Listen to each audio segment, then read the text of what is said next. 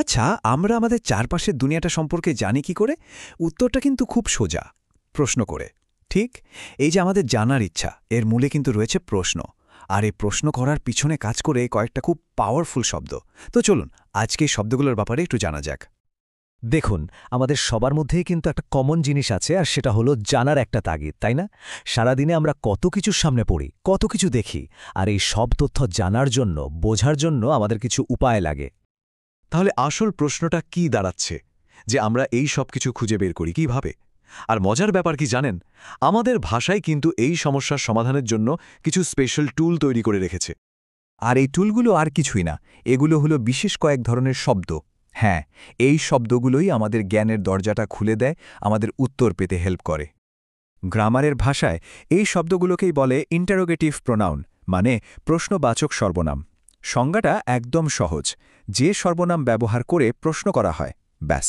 আর এটাই হলো আমাদের আজকের আলোচনার মেইন ফোকাস। আচ্ছা, এবার শব্দটাকে একটু ভেঙে দেখি, তাহলে ব্যাপারটা আরও ক্লিয়ার হয়ে যাবে। দেখুন, দুটো পার্ট আছে। প্রথমটা হলো ইন্টাররোগেটিভ, মানে প্রশ্ন করা। আর দ্বিতীয় পার্টটা হলো প্রোনাউন, মানে সর্বনাম, যেটা একটা নাউন বা বিশেষ্যের বদলে বসে। তো দুটোকে এক করলে কি দাঁড়ালো? এমন একটা শব্দ যেটা কোনো কিছু নামের বদলে বসে একটা প্রশ্ন তৈরি করছে। সিম্পল, তাই না?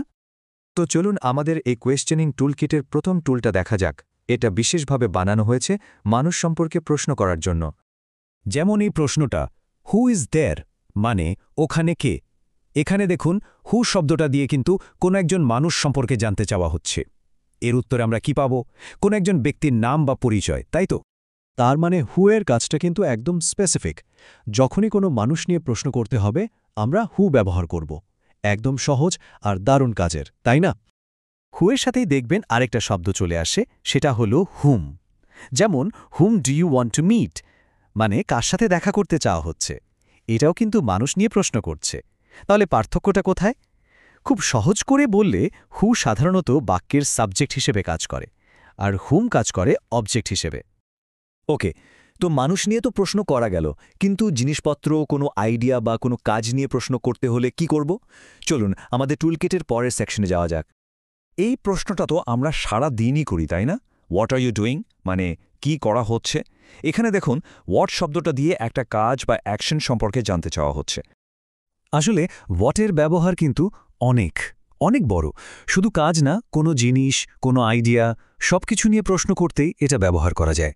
বলা যেতে পারে আমাদের কোয়েশ্চেনিং টুলকিটের সবচেয়ে ভার্সেটাইল শব্দগুলোর মধ্যে এটা একটা।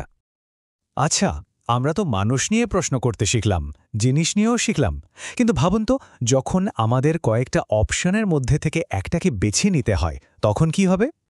ঠিক এই জায়গাটাতেই আমাদের পরের টুলটার দরকার পড়ে। যখন অনেকগুলো অপশান আছে আর তার মধ্যে থেকে একটা পছন্দ জানতে হবে, তখন আমরা কোন শব্দটা ব্যবহার করব? উত্তরটা আছে এই প্রশ্নটার মধ্যেই। Which is your favourite colour, মানে কোনটা প্রিয় রং। ভাবুন, অনেকগুলো রং আছে, তার মধ্যে থেকে একটা নির্দিষ্ট পছন্দের কথা জানতে চাওয়া হচ্ছে।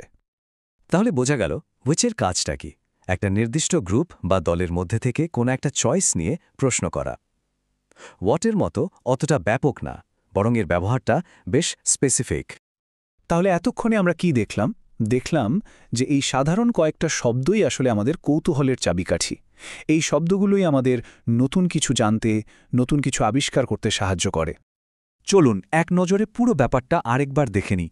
একদম সহজ, হু আর হুম মানুষ নিয়ে প্রশ্ন করতে, হোয়াট কোনো জিনিস বা আইডিয়া নিয়ে প্রশ্ন করতে, আর হুইচ যখন অনেকগুলো অপশনের মধ্যে থেকে একটা চয়েস জানতে হবে।